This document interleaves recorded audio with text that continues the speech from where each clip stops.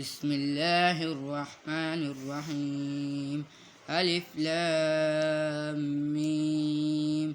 ذلك الكتاب لا ريب فيه هدى للمتقين الذين يؤمنون بالغيب ويقيمون الصلاة ومما رزقناهم ينفقون والذين يؤمنون بما أنزل إليك وما أنزل من قبلك وبالآخرة هم يوقنون أولئك على هدى من ربهم وأولئك هم المفلحون إن الذين كفروا سواء عليهم أأنذرتهم أم لم تنذرهم لا يؤمنون ختم الله على قلوبهم وعلى سمعهم وعلى أبصارهم غشاوة ولهم عذاب